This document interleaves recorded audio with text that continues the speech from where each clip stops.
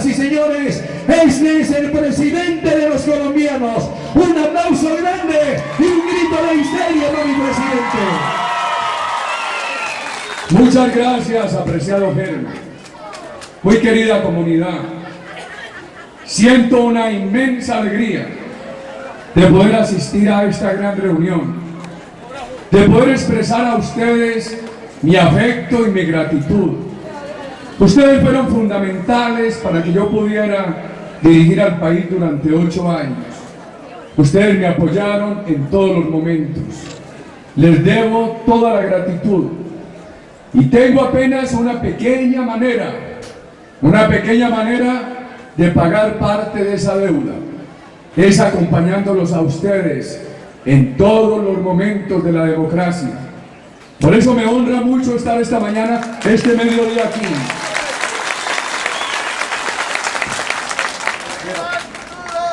Con el señor, el ministro Óscar Iván Zuluaga Escobar. Pongan cuidado en el futuro de Óscar Iván. Una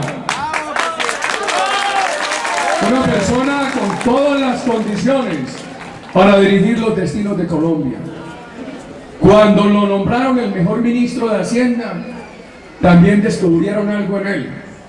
Los ministros de Hacienda generalmente son muy huraños, viven encerrados, miran con amargura, cuidan la plata con avaricia.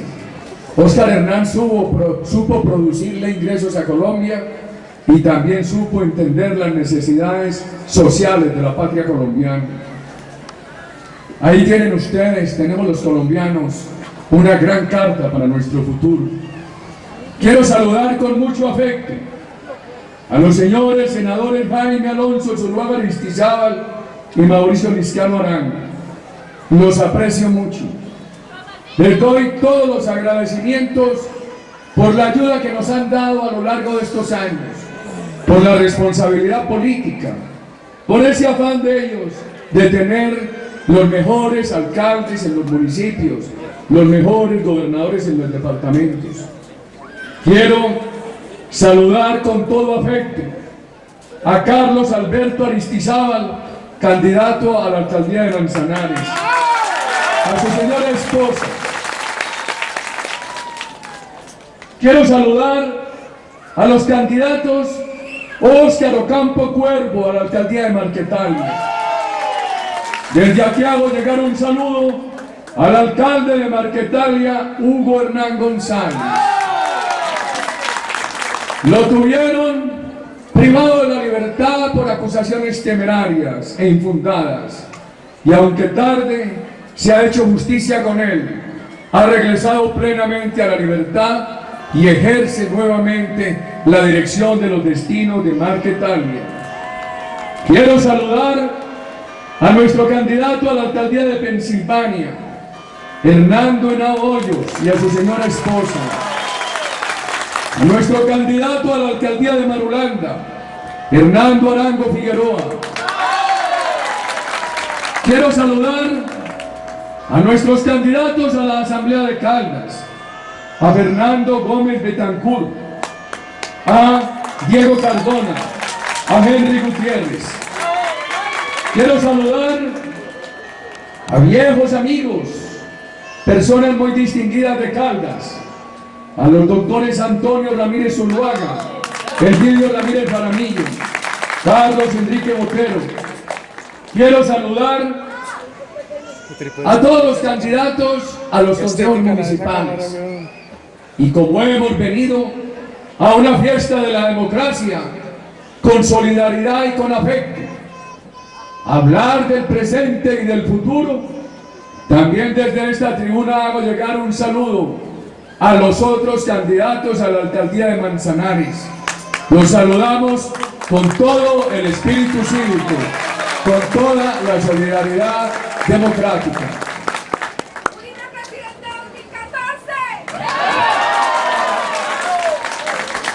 Comunidad, qué municipio tan bello, qué paisajes en esta cordillera andina, donde hay tantas cosas que inspiran. Por ejemplo, veníamos viendo donde la caficultura está renovada, va bien, pero todavía muchos cafetales por renovar, chamisudos, convertidos simplemente en maderas viejas. El gobierno nuestro hizo un gran avance para financiar la renovación de la caficultura. Allí, donde hay una caficultura paliativa, es ruina del campesino. Allí donde hay una caficultura nueva, es prosperidad del campesino. Nuestra colectividad, con liderazgos como el de Óscar Iván Zuluaga, tiene que hacer todo el esfuerzo para que el gobierno del presidente Santos acelere la renovación de la caficultura. Y al saludar a los ciudadanos, saludé muchas mujeres, abuelas, mamás, jovencitas, niñas pequeñas. Creo que los jóvenes necesitan educación e ingresos. Muchos estudiantes universitarios, por ejemplo en Ciudad Juárez, en México, ciudad que ha sufrido tanto el narcotráfico como en mi ciudad de Medellín, me expresaron que tenían universidad, pero que sus familias eran muy pobres y que la pobreza de sus familias no les daba tranquilidad para asistir a la universidad y que corrían el riesgo en cualquier momento de abandonar la universidad y de entrar en el narcotráfico. Por eso hay que pensar no solamente en el estudio, sino también en los ingresos. Nuestro gobierno avanzó indudablemente. Cuando empezó nuestro gobierno teníamos menos de 1 millón de estudiantes universitarios. Cuando terminó nuestro gobierno, más de 1.700.000. Cuando empezó nuestro gobierno, el SENA capacitaba 1.100.000 colombianos por año. En el último año de nuestro gobierno, 8 millones de colombianos. Cuando empezó nuestro gobierno, apenas el 58% de la población en edad de bachillerato asistía al bachillerato. Cuando terminó nuestro gobierno, el 78%. Buenos avances, pero falta mucho. ¿Qué proponemos hoy para que el país siga adelante?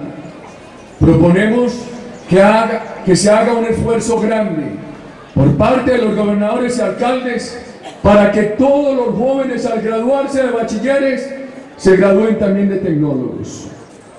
Óigase bien, un joven que se gradúe en una tecnología agropecuaria, con 2 años más en una universidad que puede ser a distancia, a través del internet, se pueda graduar de zootecnista o de agrónomo o de ingeniero forestal. Un joven graduado de tecnología mecánica, con 2 o 3 años más puede acceder al título de profesional ingeniero mecánico. ¿Se podrá lograr eso en 4 años? No totalmente, pero si nuestro alcalde y el gobernador hacen un gran esfuerzo conjunto, puede avanzarse muchísimo. Usted, posesionado en la alcaldía, llame al SENA, dígale: necesito convertir en tecnólogos a los bachilleres, que durante los últimos 3 años del bachillerato ellos también estudien una tecnología, y llame a las universidades y exíjanle que a todos esos tecnólogos les ofrezcan culminar sus estudios profesionales a través de internet, que en la semana estudien con internet, que de pronto los fines de semana vengan los profesores de Manizales o de Bogotá o de Medellín, pero que fundamentalmente los estudiantes puedan permanecer aquí, no tengan que emigrar todos. Pero ahí se va resolviendo el problema educativo. Pero hay otro problema, el de ingresos. Los colombianos salen a las calles agradecidos. Yo creo que hay... Yo les voy a confesar mis sentimientos. De pronto a mi gobierno, a mi persona, lo acusan de todo. Entonces prendo el teléfono celular y veo acusaciones. Y de pronto salgo a las calles colombianas, saludo a mis compatriotas de Manzanares y veo afecto y veo gratitud. Y me dice una señora: gracias por Familias en Acción. Avanzamos, pero pudimos avanzar más. Llegamos a 3 millones de familias, parecía un récord, pero yo habría querido 4 millones para que todas las familias pobres tuvieran esa protección. Es la hora de pedirle al gobierno que se avance, que se lleve el programa a los jóvenes universitarios, que ese joven que termine bachillerato con tecnología, que entre a la universidad, si su familia es pobre, su familia reciba un apoyo de dinero con Familias en Acción, o que el joven lo reciba, o que si a tiempo que estudia, trabaja con Familias en Acción, se le ayude con parte del salario. Esto es, quiero llamar la atención de todos ustedes, muy apreciados compatriotas de Manzanares, y de ustedes, apreciados candidatos, sobre la necesidad de responder a la inquietud de los jóvenes. Necesitan educación y necesitan ingresos, fundamentalmente las dos cosas. Ahora el país ha avanzado mucho en la alimentación escolar. Cuando nuestro gobierno empezó, y debo recordarlo muchos días a algunos críticos de los medios de comunicación, Colombia en bienestar familiar tenía 6 millones de usuarios. Cuando nuestro gobierno terminó, 14 millones de usuarios. Sitio de la patria donde yo llego, los niños y los jóvenes estudiantes están relativamente contentos con los avances del país en nutrición, en alimentación, y es palpable, pero nos falta la educación de la primera infancia, de los niños menores de 5 años. Ahí hay otro reto. Y hablemos de los mayores. Pongan cuidado esto. Levanten la mano los que ya tienen el pelo rucio como yo. A ver.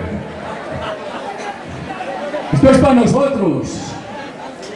Los que ya tenemos el pelo rucio, como dijera Gaitán, a los que ya nos cayó la nieve suprema de la vida sobre la fase superior de la existencia.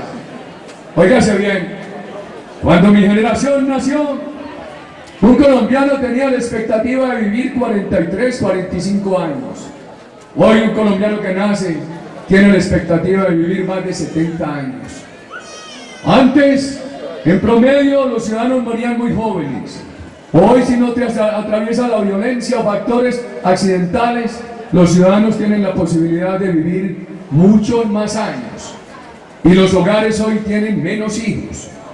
Si bien hoy tenemos un gran problema con los jóvenes, también vamos a tener un gran problema con los viejos. En los próximos años, Colombia puede tener 3 o 4 millones de trabajadores envejecidos de los sectores pobres, que lleguen a la edad de pensión y no van a tener pensión. Entonces, se necesita responderles. El gobierno nuestro algo hizo. Cuando empezó nuestro gobierno, había 60.000 ancianos que recibían bono del Estado. Cuando terminó nuestro gobierno, eran 863.000. Y uno diría, uy, un gran salto. De 60.000 a 863.000. Pero es insuficiente. Vamos a tener que pensar en más de 3 millones. Óscar Iván Zuluaga dejó una gran ley.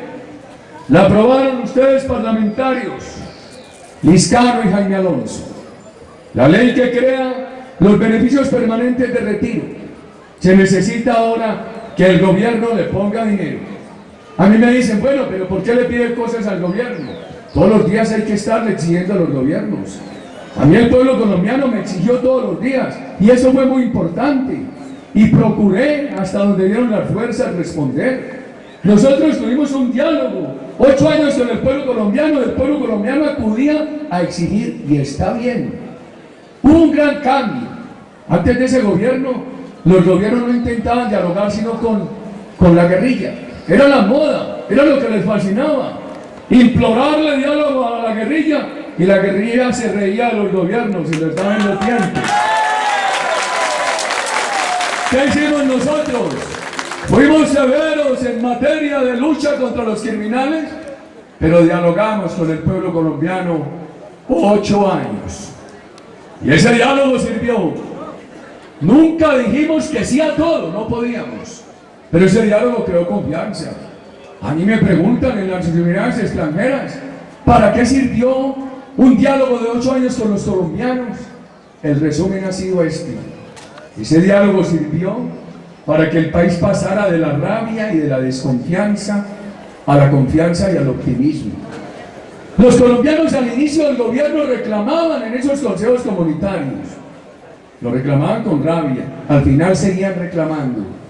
El país no estaba satisfecho, pero reclamaban con esperanza. Un pueblo con rabia, con desilusión, es un pueblo que está en el borde de un precipicio. Un pueblo con confianza, un pueblo con optimismo, es un pueblo que está en una posición segura para prosperar. Ese fue un gran tránsito.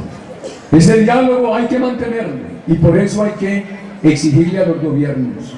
Es muy importante. Y a mí me dicen, bueno, Uribe, pero usted estuvo 8 años en la presidencia, ¿por qué no lo hizo? No alcanzamos. El Fondo Emprender del SENA nos quedó pequeño. Pero uno quiere que la patria vaya mejorando todos los días, como le ocurre con los hijos. Mis hijos de pronto me dicen, y le habrá ocurrido a muchos de ustedes padres de familia, papá, ¿por qué me regañas por esto si tú lo hiciste?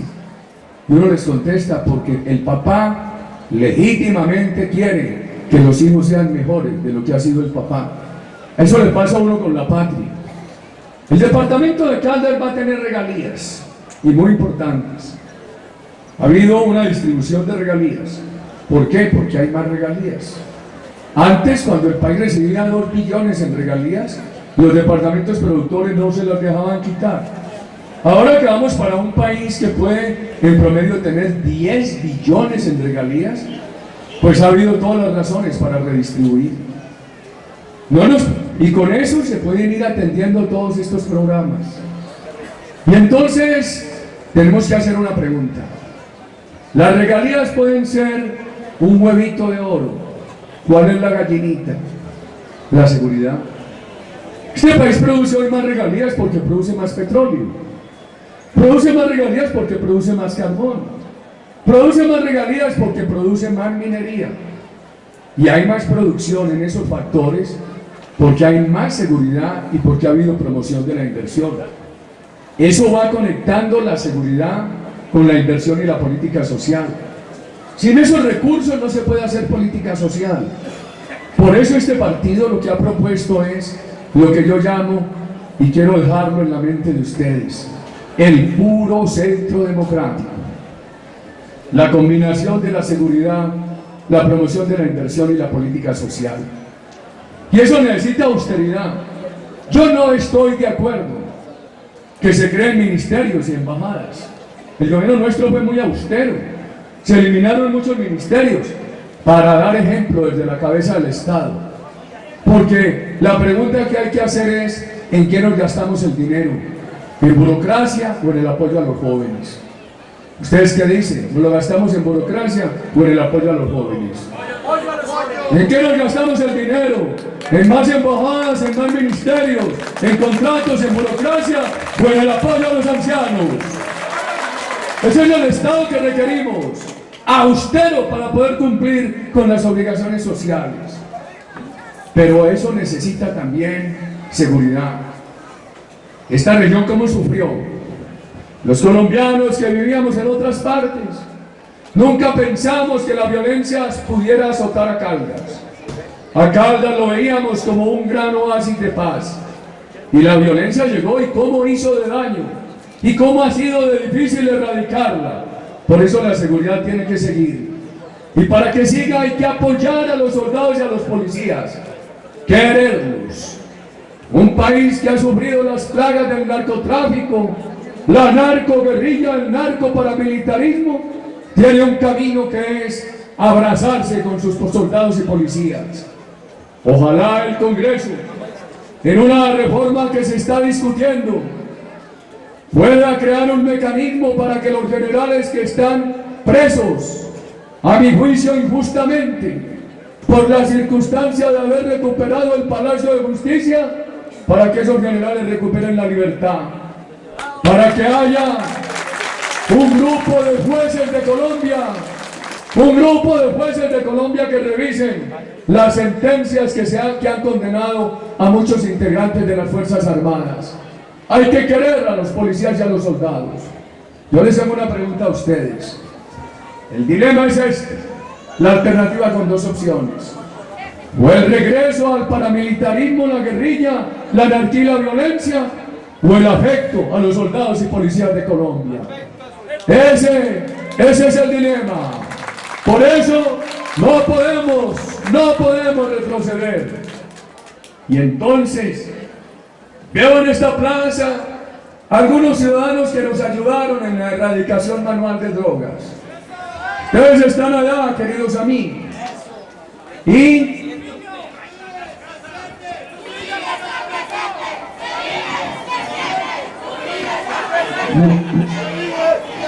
entonces, miren esto. Uno de los grandes daños al país ha sido la droga. El gobierno nuestro introdujo el programa de erradicación manual y ayudaron muchos ciudadanos del oriente de Caldas, por quienes yo tengo infinita gratitud. El país tiene que seguir esa tarea, pero ¿sabe qué preocupa? Preocupa que no se ha reglamentado la ley que ilegalizó nuevamente la dosis personal.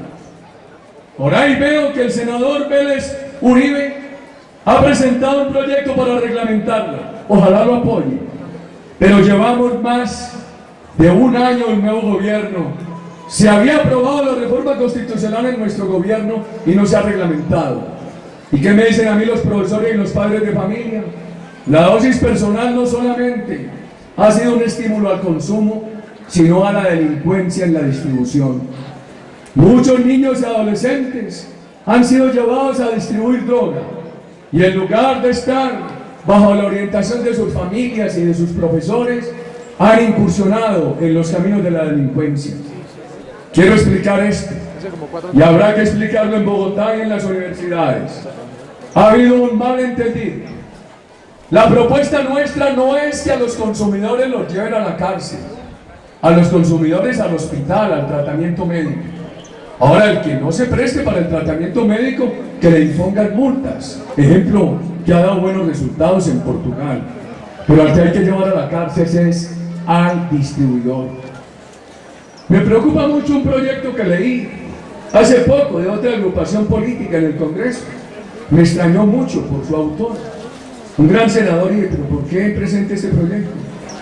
Para no poder hacer nada frente al consumo, para no poder hacer nada frente a la distribución. Ahora me voy a referir a estos temas que han traído estos amigos allí con todo respeto y toda paciencia.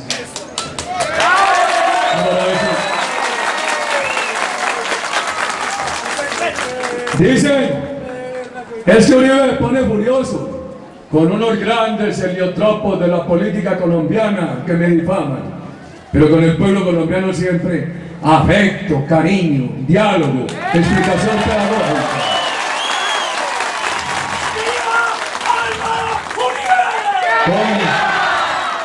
Con ministros del interior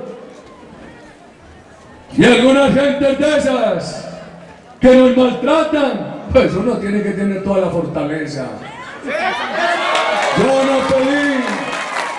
Yo no pedí que me eligieran presidente para convertirme en una figura decorativa o para salir de presidente a gozar de expresidente. Yo soy un combatiente de la democracia y por eso estoy con ustedes. Lo que quiero pedirle hoy a los congresistas es que se reglamente la reforma constitucional que ilegalizó la droga.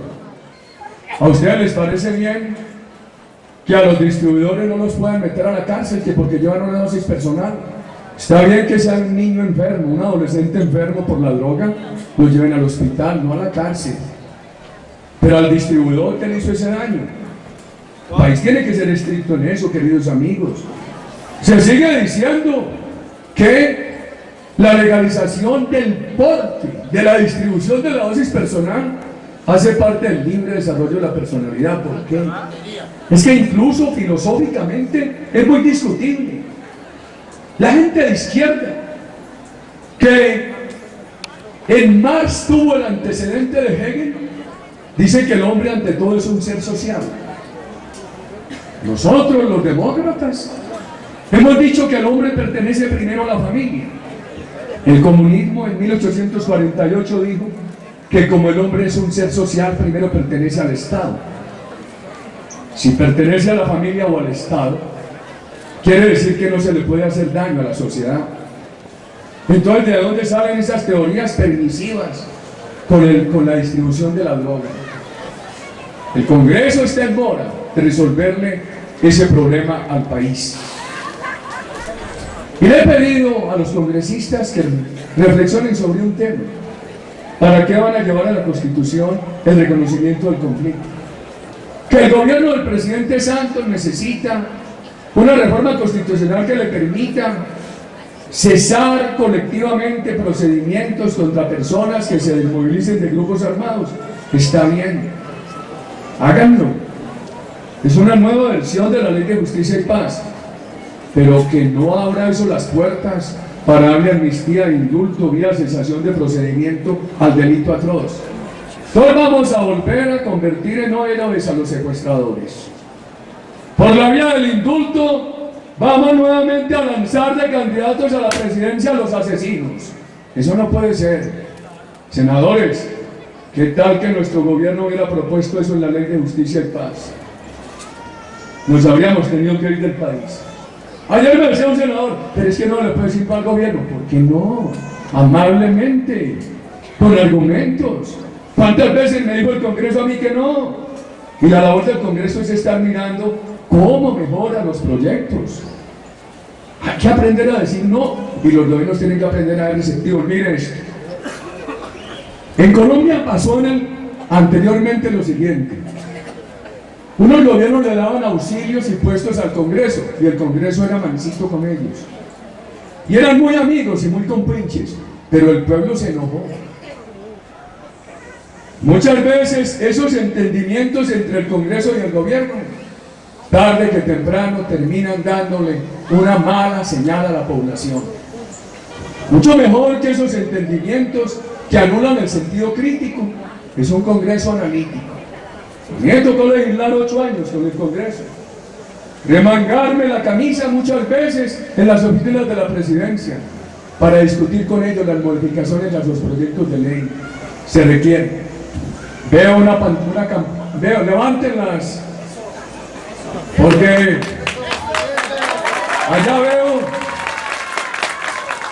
allá no hay ninguna de la guerrilla camuflada en el gobierno, no hay ninguna de los altos heliotropos camuflados en el gobierno. Como es el de la base popular, las voy a contestar todas, con cariño.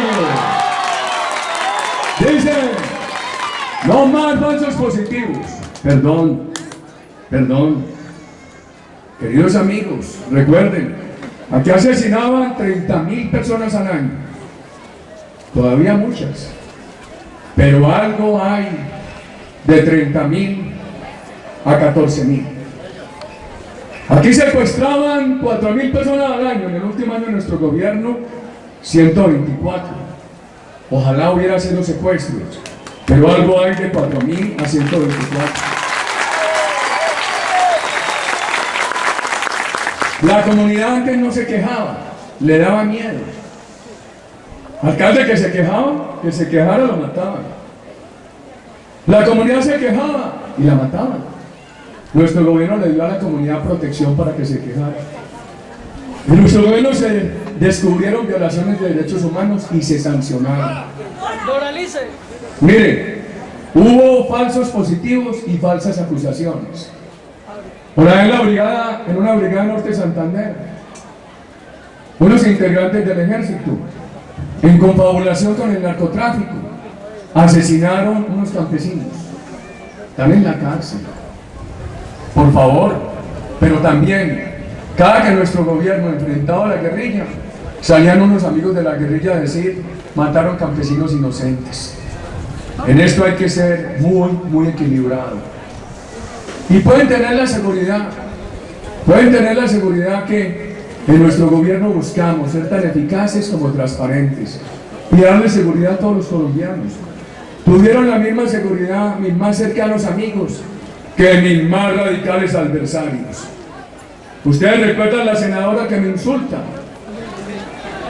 Por ahí un poco de candidato, ahora le dicen, es que refieres a tal candidato en la alcaldía de Bogotá. No. Tengo que referirme al que le voy a ayudar. Al otro, ¿por qué? Yo tengo que bregar a dar ejemplo de decencia. pero un candidato que me maltrataba mucho. Todos los días me difamaba y yo ordenaba que le dieran igual o mejor seguridad que la que me daban a mí las fuerzas del Estado. 8 años. ¿A dónde están los jefes de la oposición asesinados en nuestro gobierno? Todos protegidos. Yo veo que el presidente del Ecuador denuncia a unos periodistas y va a hacer cerrar un periódico y exigió que le dieran 40 millones de dólares. Hombre, ¿cómo les parece? Donde por cada calumnia yo hubiera cobrado 40 millones de dólares. ¿A dónde estuviéramos, por Dios? Un gobierno de valores democráticos. Tengan esa claridad. Me preguntan los erradicadores. Me preguntan por unos subsidios de vivienda. Yo estoy haciendo memoria. Yo fui varias veces a saludar a los erradicadores en la Macarena y en otras partes. Los saludé con afecto y les agradecí. Y creo que procuré manejarme bien con ellos. Los planes de vivienda dependían no solo del gobierno nacional, también de alcaldías, gobernaciones. Yo no les vengo a decir que me están acusando falsamente. Les voy a decir humildemente, seguramente no alcanzamos. Seguramente no alcanzamos. Yo no pude hacer todo, a pesar de que procuré trabajar con mis compañeros de gobierno esos 8 años. Conmigo no tienen una discusión con ese tema, queridos amigos. Yo les acepto que eso faltó.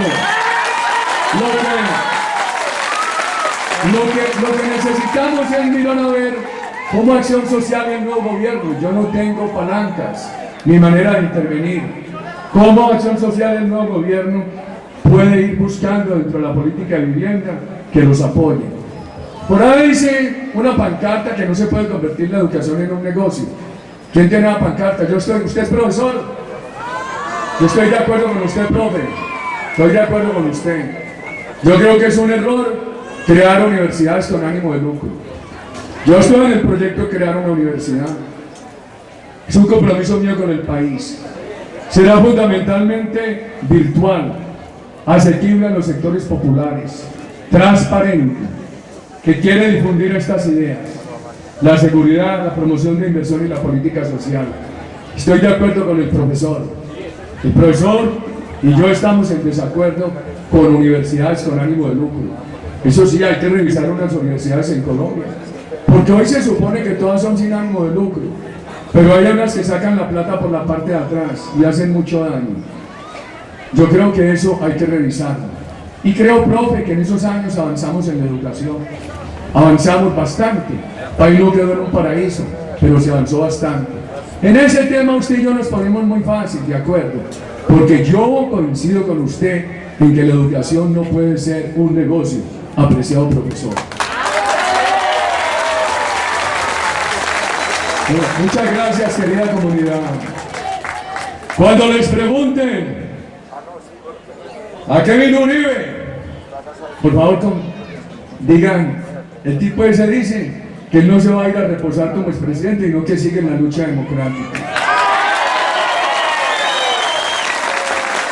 ¿Qué quiere? Apoyar buenos candidatos. ¿Qué defiende? El puro centro democrático, la seguridad, la inversión, la política social. ¿Que cómo está ese Uribe? Digan, está viejo y blanco. ¿Y qué más les dijo? Que nos quiere. ¿Y si le creen? Si le creemos, porque nos lo demostró 8 años. Un día estaba brava la mujer mía, que se enoja poquito, 32 años de matrimonio, y le dije, ¿tú qué estás brava si me quieres? Y me dijo, Uribe, ¿cómo me preguntas eso si llevo 32 años queriéndote? Yo no los he querido a ustedes sino 8 años, pero mucho. Y la única manera de pagarles su generosidad conmigo es queriéndolos por el resto de los años que me preserve el Creador. Mujeres de Manzanares, quisiera que en el diálogo de los abuelos del futuro con los nietos, las respuestas que pudieran dar los abuelos fueran mejores. Hay un bellísimo poema de un poeta de mi tierra en el cual hay un diálogo muy triste entre un abuelo y un nieto. Y le pregunta el nieto: cuéntame, abuelo, ¿qué es una madre? ¿Qué es un beso? ¿Y a qué llaman recuerdo? La madre había muerto. La respuesta del viejo fue entre sollozos, muy triste. Uno quisiera que eso no se repitiera en Colombia, que los abuelos del futuro no le tuvieran que estar contando a los nietos los asesinatos de sus padres y de sus primos, y los secuestros, y los problemas del narcotráfico, de la guerrilla, del paramilitarismo. Por eso queremos una Colombia tranquila, que le dé felicidad a las nuevas generaciones, que los abuelos del futuro le puedan dar buenas noticias a las nuevas generaciones. ¡Que viva Colombia! ¡Que viva Caldas! ¡Que viva Manzanares! Muchas gracias, querida comunidad. Muchas gracias. ¡Que viva usted, señor presidente de la República de Colombia! Todos para la foto, todos a la foto, todos. Todos nos vamos a ubicar para la foto, todos para la foto. Levanten las manos, nos cogemos y levantamos las manos. Levantamos las manos. Se levantan las manos. Con las manos arriba, y el grito: ¡que viva Colombia! ¡Que viva Manzanares! ¡Que viva Álvaro Uribe Vélez! Señoras y señores, el encanto de esta tierra. Buscamos el disco de Colombia, tierra querida, el tema de Colombia, tierra querida, para despedir al presidente de los colombianos, Álvaro Uribe Vélez, en este Manzanares del alma, en este Manzanares querido. ¡Arriba las banderas, arriba! ¡Arriba las banderas! ¡Vallejo gobernador! ¡Vallejo gobernador! ¡Vallejo gobernador! ¡Vallejo gobernador! ¡Vallejo gobernador! Este 30 de octubre elijan a Gabriel Vallejo a la gobernación del departamento de Caldas. Gabriel Vallejo, gobernador, nuestro gobernador. Gabriel Vallejo, gobernador. Elijamos el mejor gobernador. Y en estos pueblos grandes de la cordillera, donde muere la tristeza y nace la alegría, los invito a votar para la alcaldía de Manzanares por Carlos Alberto Aristizábal Montes y Fernando Gómez Chano, número 55, Fernando Gómez Chano. La gente de Marquetalia, feliz retorno, los quiero mucho. La gente que vino de Pensilvania, los llevo en el alma. Los que bajaron con Octavio Llano del alto frío de Marulanda, un abrazo para ellos. Los que vinieron de San Daniel, los que vinieron de Berlín, los que vinieron de Bolivia, el abrazo para todos. A Manzanares los llevamos en el alma. Fernando Gómez Chano, 55 en el tarjetón. Fernando Gómez Chano, 55 en el tarjetón. Fernando Gómez Chano, 55 en el tarjetón. Amigos de Manzanares, desde lo alto de la cordillera y con el sentimiento de ser caldense y colombiano, los invito a votar este 30 de octubre por Gabriel Vallejo a la gobernación. Gabriel Vallejo, gobernador. Gabriel Vallejo, gobernador. Gabriel Vallejo, gobernador. Y en este lindo Manzanares del alma por Carlos Alberto Aristizábal Montes, y para la asamblea del departamento de Caldas por Fernando